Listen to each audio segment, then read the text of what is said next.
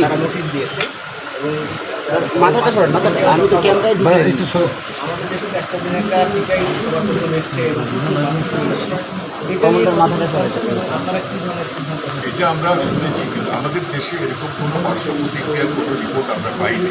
তবে আমি এটা জানার পরে নিজেকে অলরেডি আমি ইনস্ট্রাকশন দিয়েছি এবং তারা এটা সার্ভে করছে, মানে যে আমরা যাদেরকে টিকা দেওয়া হবে তাদেরকে তাদের সার্ভে করে আমাকে রিপোর্ট দিবে। আমরা সেটা এখনও আমি না জানবো যে আমাদের দেশে মানে পার্শ্ব প্রতিক্রিয়া হয়েছে, আমি এটা বলতে পারবো। তবে আমরা এটি নিয়ে কনসার্ন এবং এটা নিয়ে আমি অলরেডি ইনস্ট্রাকশন দিয়ে দিয়েছি, এটা সার্ভে করছি। না না, ওরা বলছে, কিন্তু আমরা প্রমাণ না পাবো আমি কী করে, ঠিক আছে?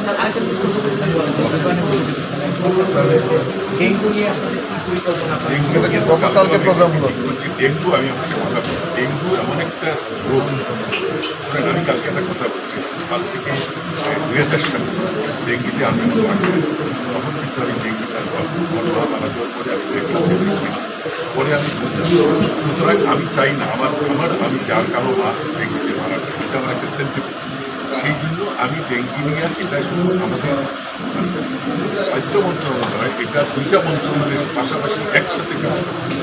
আমরা যদি ডেঙ্গির উৎসবটা বন্ধ করতে না পারি, আমি যতই হাসপাতাল বানাই কিন্তু এটা তো বন্ধ হবে না। সুতরাং সেইভাবে আমরা কাজ করছি। আশা করি আমাদের হাসপাতালের যে সক্ষমতা আছে, আমি অলরেডি নির্দেশ দিয়েছি এবং এখন ডেঙ্গি রোগীর চিকিৎসাতে আমাদের ডাক্তাররাও অত্যন্ত দক্ষ। সুতরাং আমি এটাই অনুরোধ করবো যে জ্বর হলে তাড়াতাড়ি যেন ডাক্তার চিকিৎসকের পরামর্শ নেয়। দেরি করলে কিন্তু ডেঙ্গির কম্পিটিশনে মানুষ পায়। ধন্যবাদ। Thank you. একটা বিষয়, গত বছর অনেক ধরনের সংকট ছিল। আমি আশা করি স্যালানের সংকট হবে না। আমি ঔষধ কোম্পানিদের সঙ্গে মিটিংয়ে বসছিলাম, তাদেরকে ইনস্ট্রাকশন দিয়েছি যে আমরা যেন স্যালানের সংকট না হয় এবং দাম যেন না হয়, এটা আমি